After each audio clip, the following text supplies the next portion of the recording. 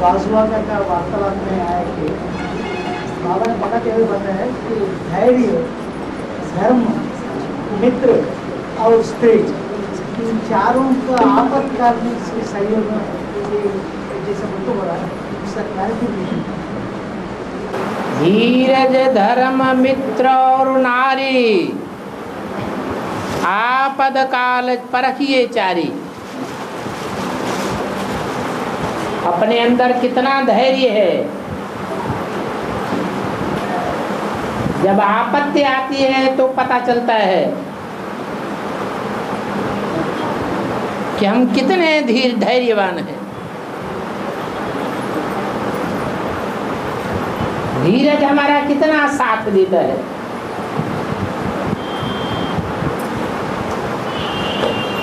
धीरज होगा तो हम घबराएंगे नहीं, क्योंकि जानते हैं सदा एक सा समय किसी का सुना और देखा नहीं जाता है। समय जरूर बदलता है।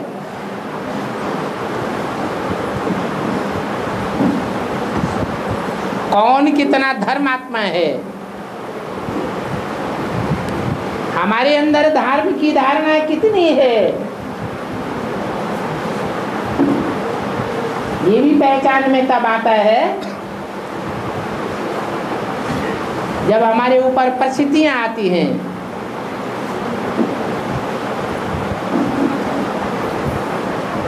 आपदाएं आती हैं,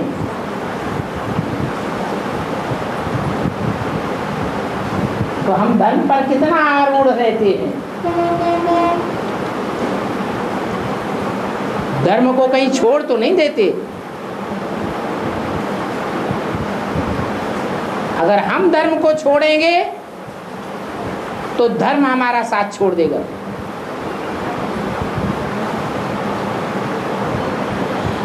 धर्म में ही शक्ति होती है, अधर्म अशक्त बनाता है।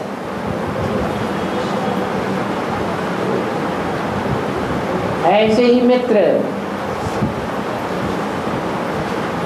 परखने में आता है कौन हमारा दोस्त है, कौन दुश्मन है। पक्का दोस्त वो है जो कोई भी प्रकार की आपदा में साथ न छोड़े, आदि से अंत तक साथी बनकर के रहे।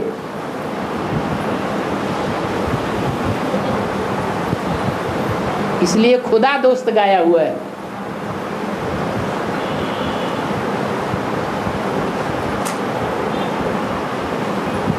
जब संसार की आखिरी आपदा आती है,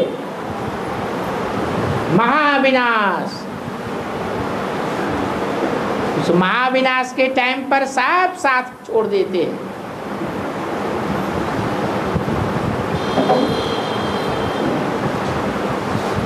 जैसे सन 47 में शूटिंग हुई, ब्राह्मणों की दुनिया में छोटी सी शूटिंग हुई। हिंदुस्तान पाकिस्तान का बंटवारा हुआ, ढेर सारा खून खराबा हो गया।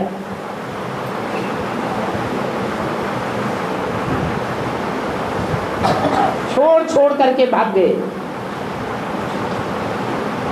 जिनको इतना प्यार करते थे कि साथ साथ तालों के अंदर बंद करके रखते थे, कहीं हमारा साथ न छोड़ जाए, वो भी छोड़ करके भाग गए।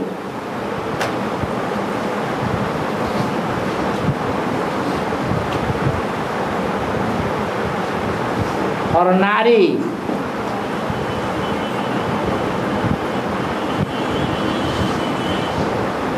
अनेक जन्म हुए हैं, अनेक जन्मों में अनेकों साथी हुए होंगे। जीवन साथी को नारी कहा जाता है। तो सच्ची पवित्र पतिव्रता नारी कौन है? जो आपदाओं में सदा साथ देती रहे।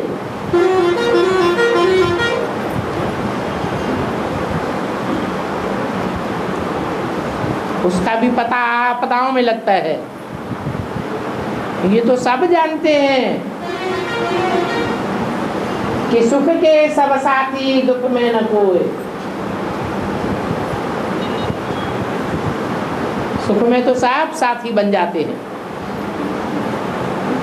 जब दुख आता है, आपदाएं आती हैं, उस टाइम भी कोई साथी बना रहे और साथ न छोड़े, अंत तक निभाता रहे, उसको कहते हैं जीवन साथी, अर्धांगिनी, जीवन संगिनी। और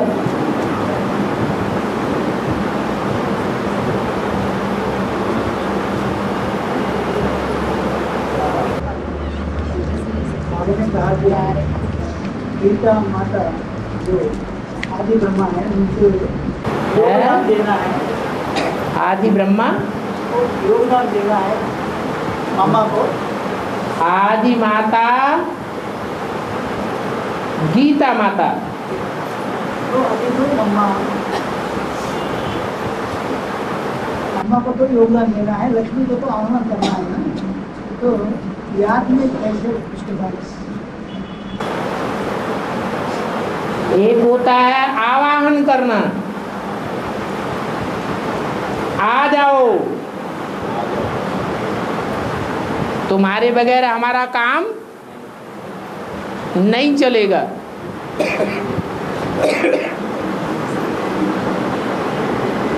आना ही अनिवार्य है।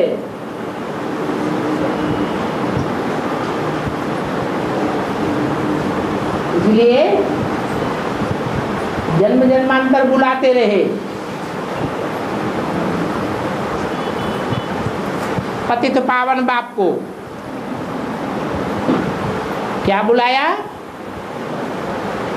पतित पावन सीताराम। सीता का नाम पहले, राम का नाम बाद में।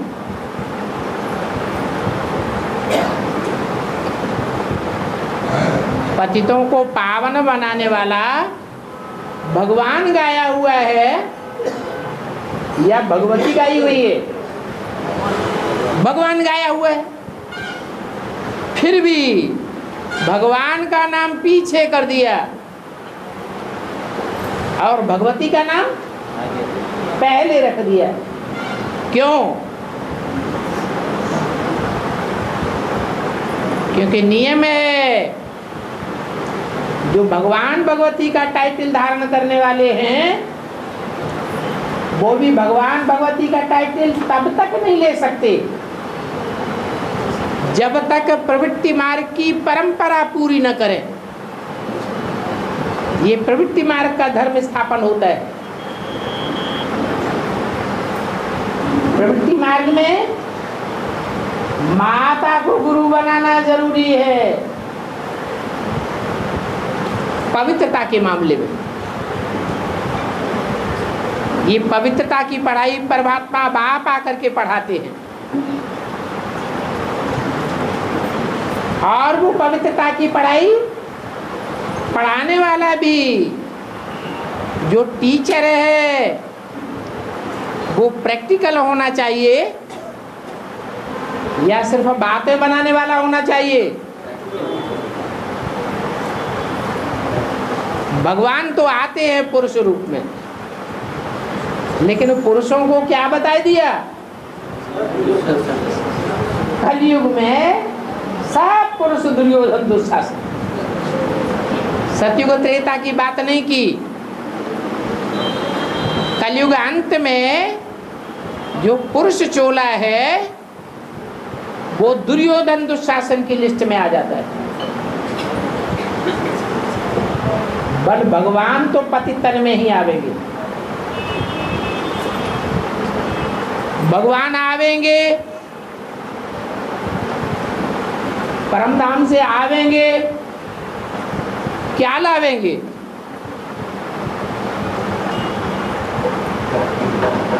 कुछ लाते हैं? अरे आते हैं तो कुछ देते हैं। क्या देते हैं? अरे नई दुनिया तो बाद में बनेगी, पहले तो ज्ञान ही देते हैं। ज्ञान अर्थात जानकारी। तो जो जानकारी है, ज्ञान है, जानने की बात है, वो बुद्धि के द्वारा जाना जाता है।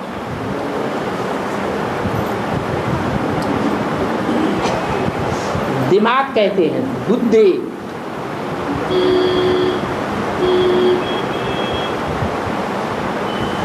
बुद्धि सर्वोपरि मानी जाती है, लेकिन श्रेष्ठ बुद्धि भी होती है और भ्रष्ट बुद्धि भी होती है। भगवान आता है, वो तो सदैव ही श्रेष्ठ बुद्धि है। उसकी मत अर्थात बुद्धि सदैव ही श्रीमत गाई जाती है। परंतु आता किस में है?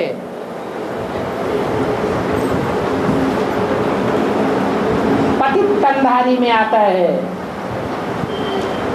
जिसकी बुद्धि भ्रष्ट होती है या श्रेष्ठ होती है? भ्रष्ट बुद्धि होती है। उन्होंने रामायण में खुद ही लिख दिया, अपने ही शास्त्रों में अपने हाथों से लिख दिया, मैं पतित को राजा।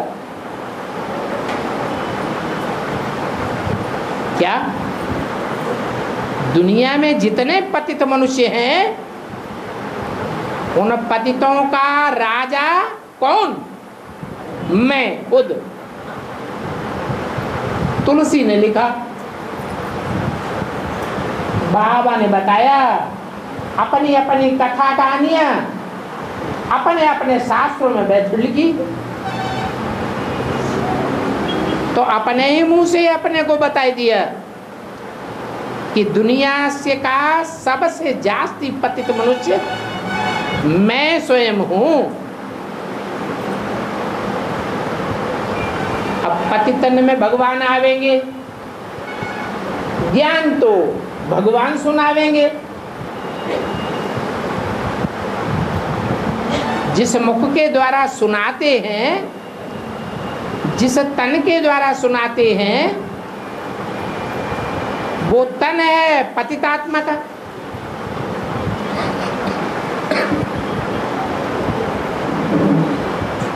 तो पतित कर्म करेगा या पावन कर्म करेगा? साधारण मनुष्य तन है तो साधारण कर्म करेगा या असाधारण कर्म करेगा? साधारण कर्म ही करेगा। अब कर्मों में परिवर्तन कैसे हो? सिर्फ ज्ञान सुनने सुनाने की चीज है, उससे परिवर्तन हो जाएगा? या धारण करने कराने की भी चीज है? धारण भी करना है और दूसरों को कराना है। पहले खुद धारण करना है, और धारणा प्योरिटी से होती है। दुर्योधन दुशासन वृत्ति से धारणा नहीं हो सकती।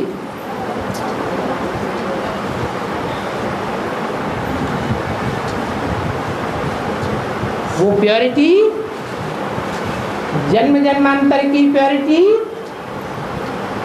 भारत के राजाओं में नहीं रही,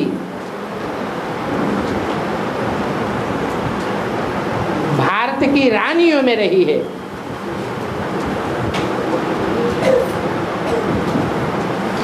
भगवान बाप आकर के जिन आत्माओं को ज्ञान सुनाते हैं, सन्मुख बैठा कर, वो रुद्रमाला के मण के रुद्र बाप के बच्चे हैं।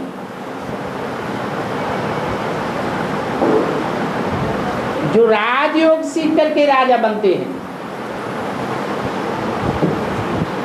ज्ञान तो लेते हैं परंतु धारणा नहीं कर सकते।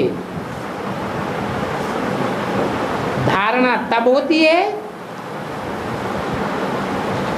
जब बाप की वो श्रीमत जीवन में प्रैक्टिकल अनुभव अपनावे, जिसमें कहा गया है माता गुरु बनाए बगैर उद्धार हो नहीं सकता। और गुरु का तो दुनिया में भक्ति मार्ग में भी कितना मान सम्मान देते आए। गुरु बनावेंगे तो मान सम्मान देना पड़ेगा, या ऐसे ही गुरु हो जाएगा? है जरूर देना। ज्ञान सिर्फ सुनने सुनाने की चीज नहीं है, प्रैक्टिकल में धारणा भी चाहिए।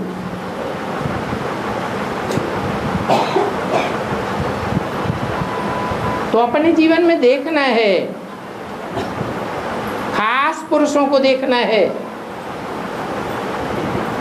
कहते तो हैं आत्मा आत्मा भाई भाई, परंतु माता गुरु जो निमित्त बनती है पवित्रता की पढ़ाई पढ़ाने में, उसको कितना मान देते हैं। अगर मान देते हैं तो आगे बढ़ेंगे, मान नहीं देते हैं तो आगे बढ़ नहीं सकते। इसलिए माता को गुरु बनाना पड़े। बाप आते हैं तो बताते हैं तुम सब पार्वतियां हो, तुम सब सीताएं हो, राम है एक।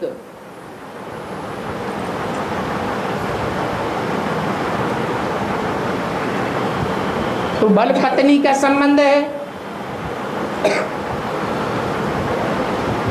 लेकिन ज्ञान में आने के बाद, ब्राह्मण बनने के बाद,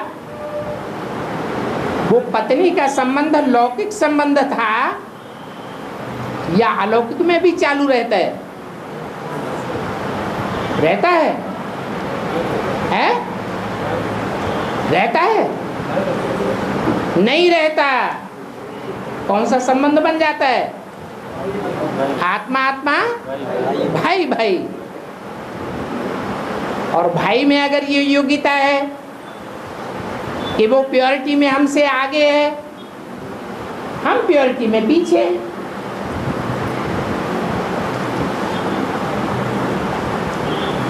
तो पवित्रता के मामले में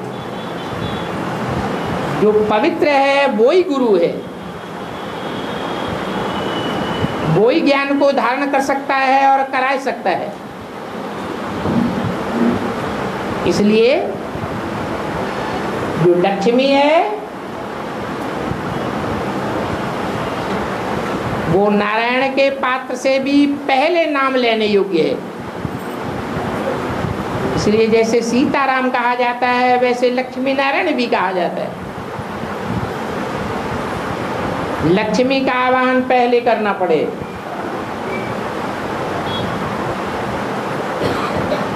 आवाहन करना क्यों? क्यों बुलाना? कुछ काम लेना है तो बुलाना है, मान सम्मान देना है। तो गुरु का आवाहन करते हैं, जरूर गुरु से कोई शिक्षा लेनी। और ये तो है पवित्रता की प्रैक्टिकल शिक्षा, इसलिए आवाहन करना ही पड़े। और जगदम्बा का आवाहन करने के लिए नहीं बोला।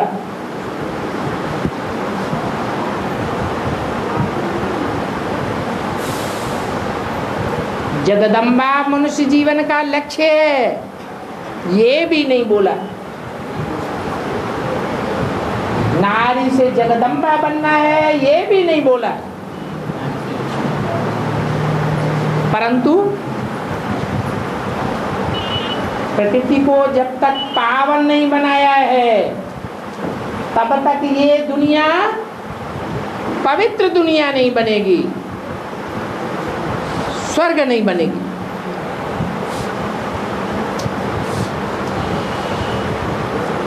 और प्रकृति का ये चोला है, मानवीय चोला, प्रकृति का श्रेष्ठतम नमूना है।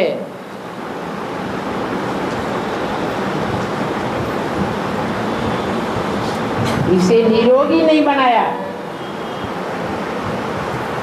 तो नई दुनिया कदापि नहीं बनेगी। क्योंकि पहले अपनी आत्मा से प्यार होता है, फिर दूसरे नंबर में दुनिया में किससे प्यार होता है? देह से प्यार होता है।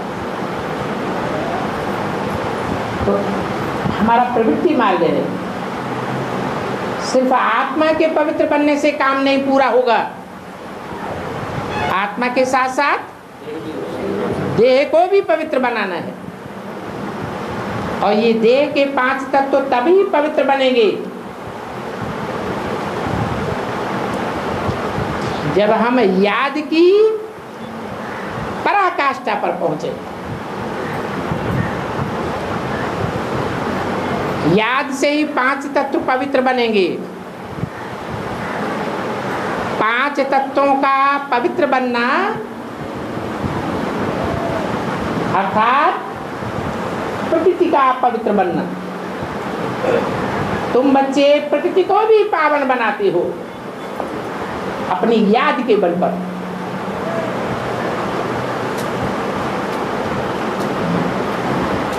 तो याद का दान देना है,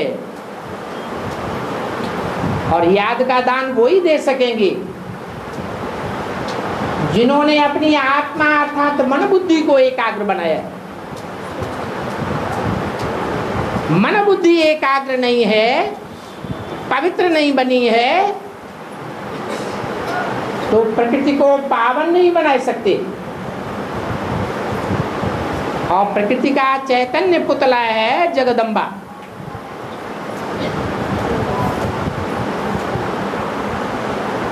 जगदम्बा का आवाहन नहीं करना है, परंतु दे दान तो छूटे ग्रहण। ये 5 विकारों का ग्रहण आत्मा को तो लगता ही है, लेकिन आत्मा को तब लगता है जब आत्मा 5 तत्वों का पुतला धारण करती है, अर्थात प्रकृति का मेल होता है आत्मा से। तो प्रकृति को पावन बनाने के लिए प्रकृति को योगदान भी जरूर देना है। आह्वान नहीं करना है, क्या करना है? याद का दान देना है। जैसे सूर्य ग्रहण भक्ति मार्ग में होता था, चंद्र ग्रहण होता था, तो क्या करते थे? बंगी चिल्लाते हैं, चांडाल चिल्लाते हैं, दे दान तो छूटे ग्रहण। क्या करें? किसको दान दें? है? अरे किसको दान दें तो छूटे ग्रहण? है?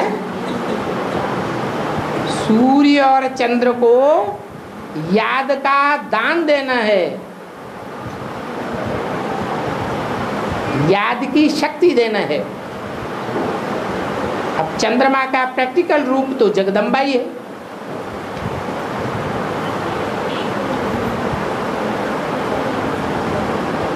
अड़सठ से पहले प्रैक्टिकल रूप ब्रह्मा था, अभी ब्रह्मा ने शरीर छोड़ दिया। शरीर छोड़ने के बाद वो आत्मा प्रैक्टिकली कौन से शरीर में कार्य करती है? हैं? 2 ही शरीर हैं, एक सूर्य और एक चंद्र, उसे कहते हैं ज्ञान चंद्रमा ब्रह्मा, जो जगदम्बा में प्रवेश करके पाठ बजाता है। और एक है ज्ञान सूर्य,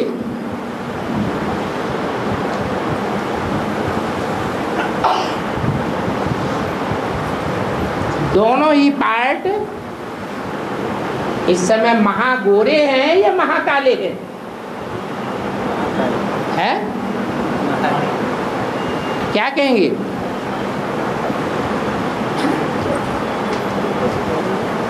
महाकाल और महाकाली का पार्ट पहले प्रत्यक्ष होता है।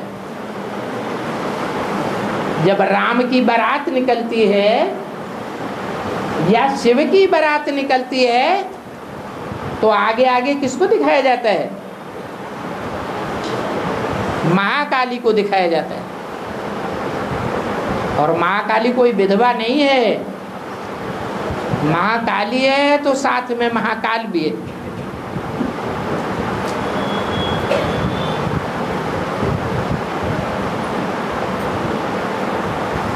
याद या योग बल कमजोर को दिया जाता है या पावरफुल को दिया जाता है?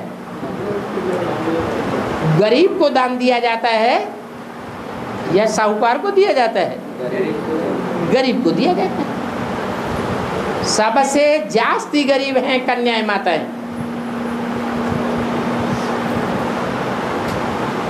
उन कन्याओं माताओं की जो मुखिया है, मुख्य भुजा है, वो है जगदम्बा। उसे याद की शक्ति से परिवर्तन किया जा सकता है। प्रकृति जड़ है, जड़त्वमयी बुद्धि वाली है, वो भगवान को पहचान करके भी नहीं पहचान सकती।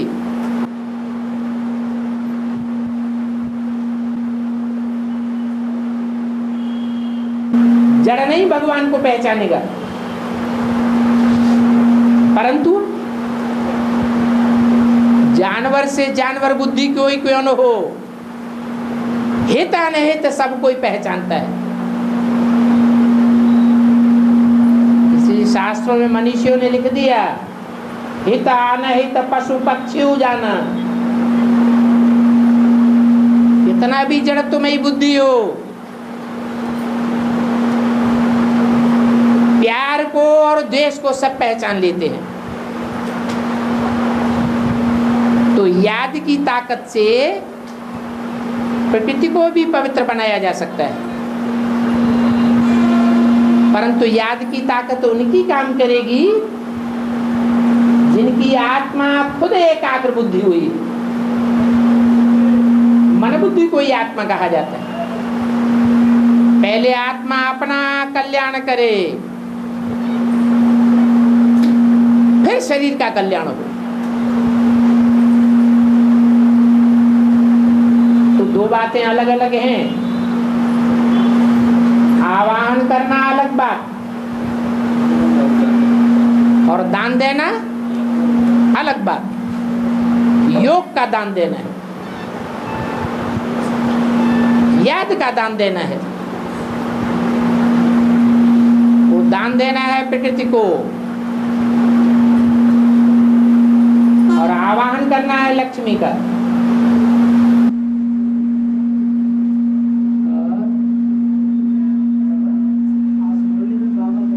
काबा के बारे में बाबा ने बताया, काबा मुसलमानों का बड़ी तीर्थ स्थान काबा है ना।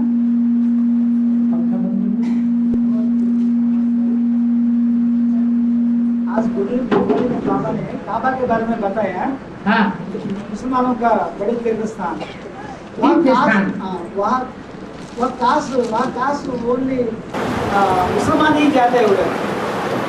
भले जाते हैं, लेकिन दुनिया का, दुनिया के हिसाब से, दुनिया के लोगों के हिसाब से बड़े से बड़ा तीर्थ स्थान काबा ही है। बेहद में तो क्योंकि उनका संगठन बहुत बड़ा है। अगर इसका बेहद में लागू किया तो हाँ, तो बेहद की काबा में सब धर्म वाले आते हैं, उसमें खास कौन सनातन धर्म वाले ही बात पे सबसे बात पे सम्मुख आते हैं। ब्राह्मणों की दुनिया में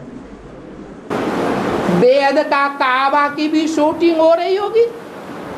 वो कौन सा है? ब्राह्मणों की दुनिया में जहां बेहद का काबा है तो कन्वर्टेड होने वाले मुसलमान कहां जा रहे होंगे? अभी कहां जा रहे होंगे? माउंट आबू जा रहे हैं अभी। वो बेहद का काबा है। तो उस हिसाब से भी आबू ही बड़े से बड़ा तीर्थ होगा।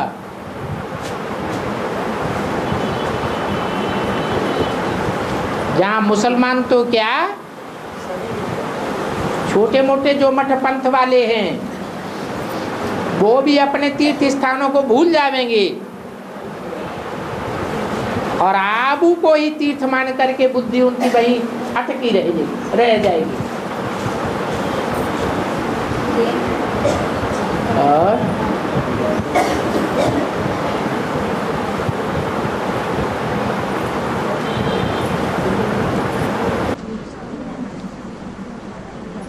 बाबा ने बाप के सामने जिस्म के साथ आके बच्चे बोल के बोलना बाबा हैं?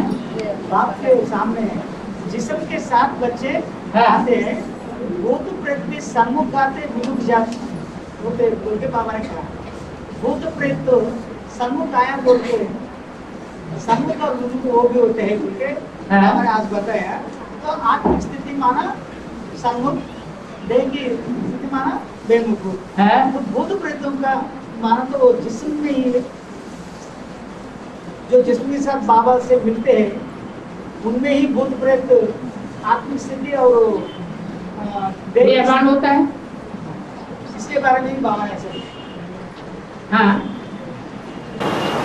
जैसे ब्रह्मा की सोल है, फरिश्ताई सोल कहेंगे या इविल सोल कहेंगे? फरिश्ताई सोल है। तो वो फरिश्ताई सोल भी जब नजदीक आती है, रुद्रमाला के मणकों के नजदीक पहुंचती है, तो रुद्रमाला के मणके तो सारे ही बीज रूप हैं, जिनका ओरिजिनल रूप ही बीज है। उनको बीज रूप स्टेज में टिकने में ज्यादा कठिनाई नहीं होती, इसलिए उनके नजदीक पहुंच करके जो ब्रह्मा की आत्मा है वो भी बीज रूप बन जाती है, आत्मा की स्थिति में स्थित हो जाती है।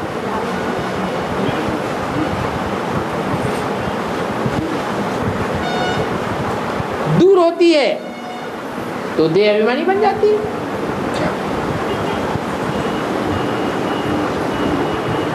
काबा वालों को सपोर्ट करती है। जो ब्राह्मणों की दुनिया का बेहद का काबा है,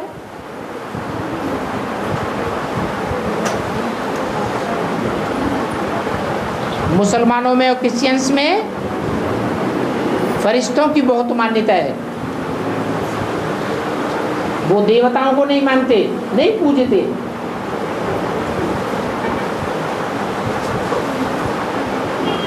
और सनातन धर्म में देवताओं की मान्यता है। भूत प्रेतों की पूजा निष्कृष्ट पूजा मानी जाती है। और वेद का आपको माना, हम कोर्स लेते हुए समय में सुना कि घास गंज कायम गंज जो आता है ना, वो गंदगी है तो होती है ना, उसके बारे में हमें पहले यह अंडरस्टैंड में है कि आप वेद आप माना हमारा वो कपिल हाँ जी, और का बुका नहीं है बोला, वो मिनी मधुबन के लिए बोला। मेरे मत के लिए बोला बाबा। हाँ, तो ये यहाँ भी बड़े से बड़ा आबू तीर्थ नहीं, उसे महामधुवन नहीं कहेंगे। महामधुवन वो जहाँ भक्त भी खिंचें, भक्त आत्माएं भी खिंचें, जहाँ राजसी आत्माएं हैं वो भी खिंचें, और जो प्रजावर्ग की आत्माएं हैं वो भी खिंचें।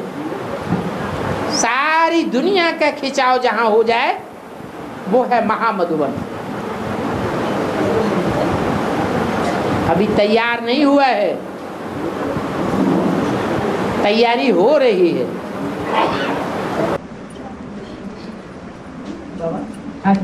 परमानेंट भगवान और टेम्पररी भगवान के बारे में बाबा कैसे में सुना है कि एक ऐसे में शंकर भगवान राम भगवान कहते हैं, तो वो तो खास इंसान ही है, इंसान को टाइटल मिला है वैसा बोल के बोला बाबा ने।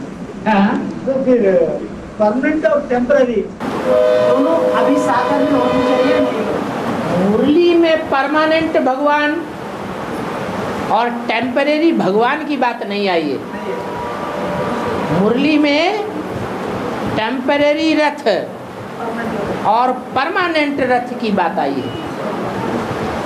रथ को भगवान तो नहीं कहेंगे, रथ तो जड़ है। रथ में बैठने वाली और रथ को चलाने वाली आत्मा चैतन्य। तो जो बैठने वाली आत्मा है वो रथवान है, और रथ को चलाने वाला उसका सर्वेंट है। रथवान बड़ा या रथ को चलाने वाला बड़ा है? चलाने वाला बड़ा कहा जाता है। दुनिया में जो रथ को हाँकता है, ड्राइवर होता है, वो बड़ा होता है, या जिसके लिए ड्राइविंग करता है वो बड़ा होता है। इसलिए शिव बाबा कहते हैं I am your most obedient servant. परंतु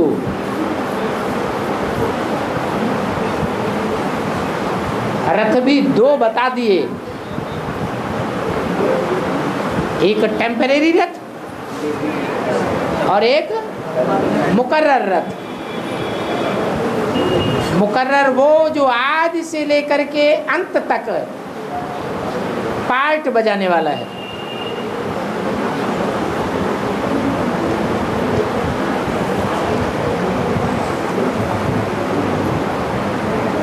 तो जो टेम्परेरी रथ है उसमें भी भगवान सारथी बनकर के पार्ट बजाता है, और मुकर्रर रथ में भी सारथी बनकर के पार्ट बजाता है। तो उस हिसाब से कह सकते हैं कि टेम्परेरी भगवान कौन और मुकर्रर भगवान कौन।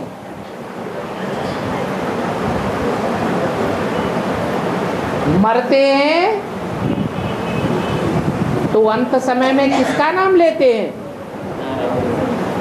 राम नाम सत्य है, राम का नाम लेते हैं। अंतमते सोगते, जिसने अंत देखा उसने सब कुछ देखा। अंत में भगवान के रूप को पहचान लिया तो सब कुछ पहचान लिया।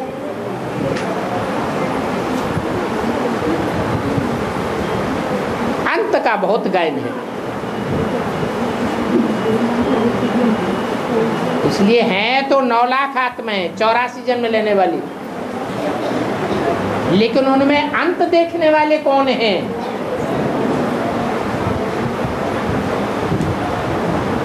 और उन 9 लाख में ऐसे कौन हैं जो अंत नहीं देख पाते, या अंत को देखने और सुनने मात्र से ही भय लगता है, अरे बाबा हमारा तो शरीर उठा लेना वहां, हमें विनाश का नजारा न देखना पड़े।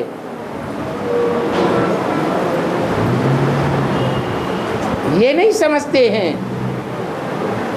कि इस विनाश के नजारे के सामने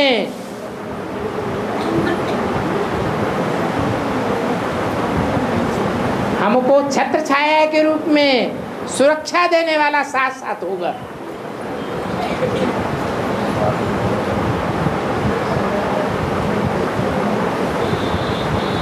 सदैव साथ होगा।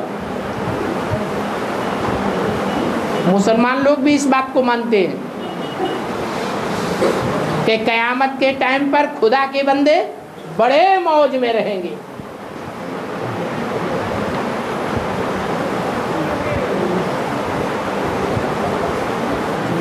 और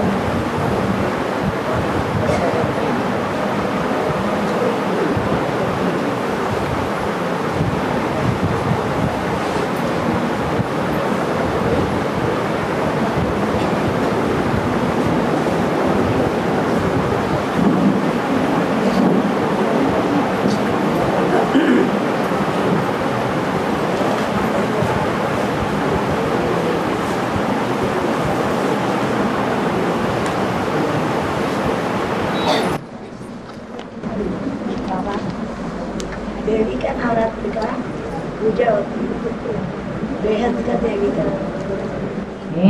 देवी का देवी पूजा नवरात्रि होती है। पूजा देवी का बेहद का देवी। बेहद की देवी की पूजा कब होती है? ब्राह्मणों की दुनिया में बेसिकली पार्ट बजाने वाली भी देवियां हैं और एडवांस में पार्ट बजाने वाली भी देवियां हैं।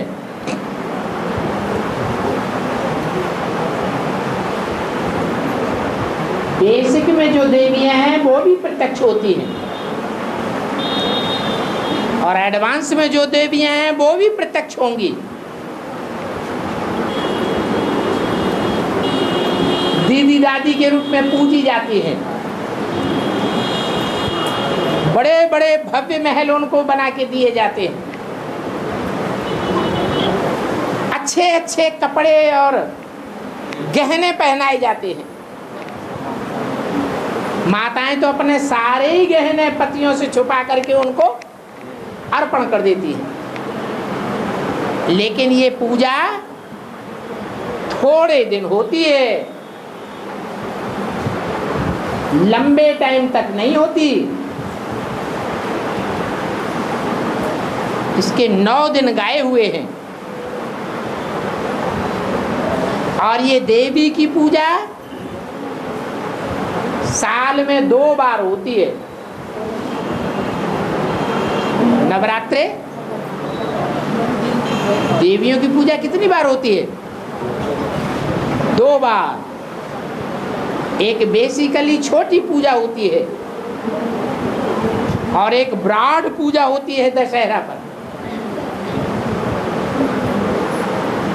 अभी ब्रॉड पूजा होने वाली है, जिसके लिए पहले ही बोल दिया तुम्हारे सेंटर्स लाखों की तादाद में हो जाएंगे। इनके नहीं, इनके माने किनके है?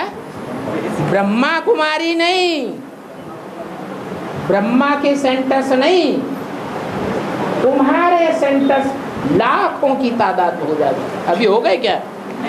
नहीं, करोड़ों की तादाद में मुरलियां छपने लग पड़ेंगी।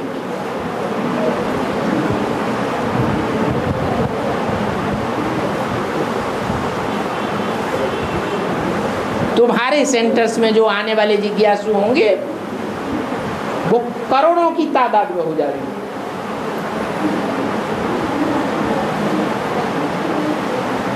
तो 2 प्रकार की पूजा होती है साल में देवियों की।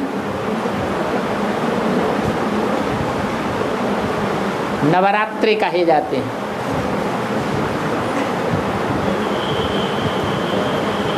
लेकिन थोड़े समय की होती है, लंबे टाइम की नहीं होती। बेसिक में 40 वर्ष गाए हुए हैं।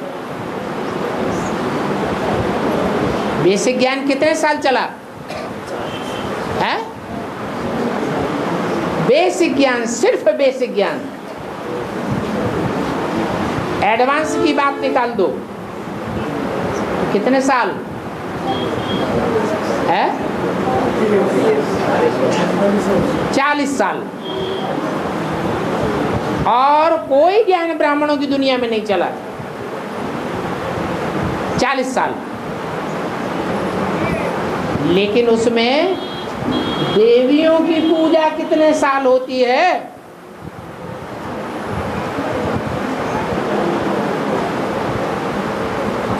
और वो पूजा थोड़े साल हो करके और बस डूबी जा शुरू हो जाती है। ब्राह्मणों की दुनिया में डूबी जा कब से शुरू हुई? कौन से सन से शुरू हुई? 76 से। 76 से पहले और 68 के बाद बहुत करो, मम्मा के शरीर छोड़ने के बाद।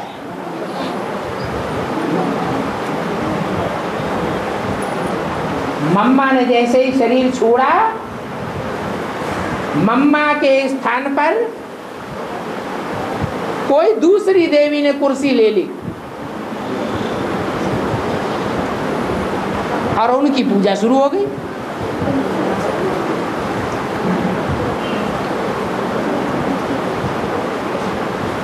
तो 8-9 साल होती है देवियों की पूजा।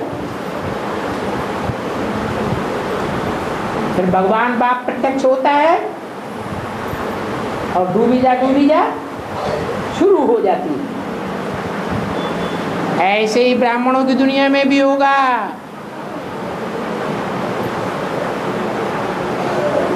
जो एडवांस ब्राह्मण हैं, बाप गुप्त हो जाएगा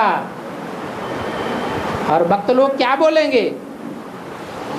जय माता दी। पिताजी जैसे गायब। माता कोई विधवा नहीं होती है, न विधवाओं की पूजा होती है भारत में। लेकिन पिता गुप्त होकर के पार्ट बजाते हैं।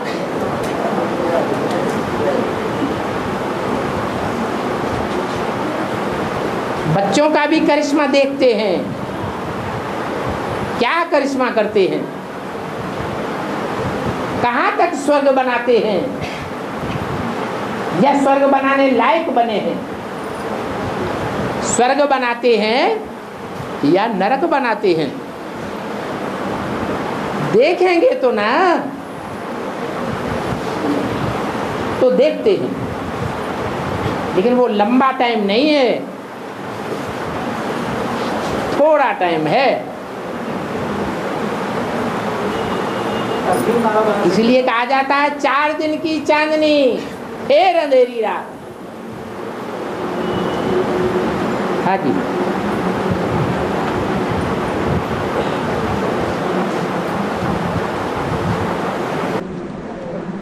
वैसे ही तब से ही माला, जब ब्राह्मण की माला बननी होती है, जब माताओं की जय माता जी जैसा माताओं की पूजा होती है या गुप्त होने के बाद ही माला बनाना शुरू होती है क्या यहाँ? तब तक ब्राह्मणों की माला नहीं करती क्या? तो माला तो तब बनाई जाए जब माला बनाने से पहले अलग अलग ग्रुप मणकों के बना के तैयार रख लेते हैं।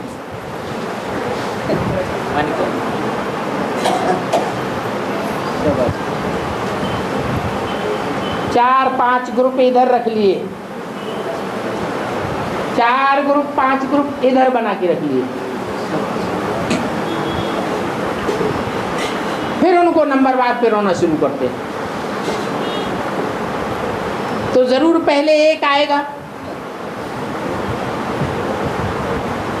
जो एक आएगा वो फिर ऐड होगा विजयमाला में।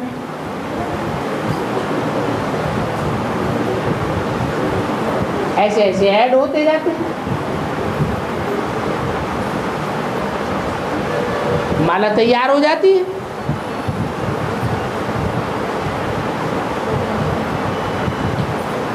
तो जब देवियों की प्रत्यक्षता होती है उस समय माला तैयार नहीं होती।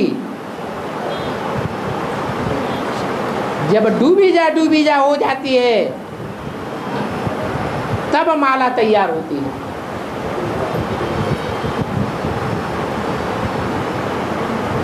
डूबी जा के बाद ही बाप प्रत्यक्ष होंगे।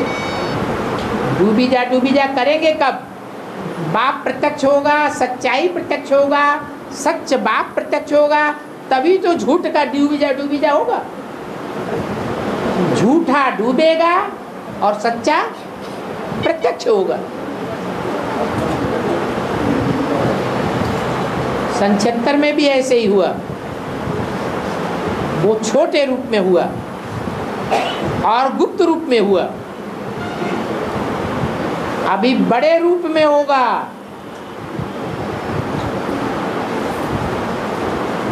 क्योंकि माला बड़ी है, माला को बनाने वाला तो अति सूक्ष्म है। 76 में जो हुआ वो बहुत छोटा रूप था।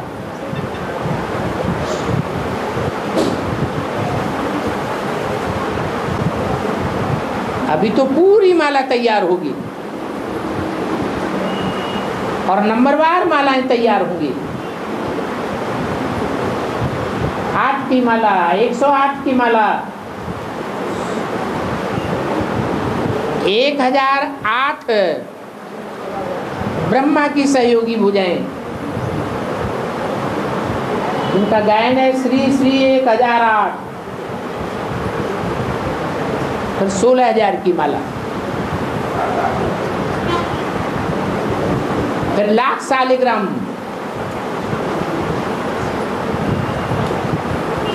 दो लाख शालिग्राम, बढ़ते बढ़ते कितने हो जाएंगे? 4 लाख शालिग्राम। 9 लाख में 4 लाख तो देखने में ही नहीं आएंगे। वो तो प्रवेश करने वाली आत्मा है। और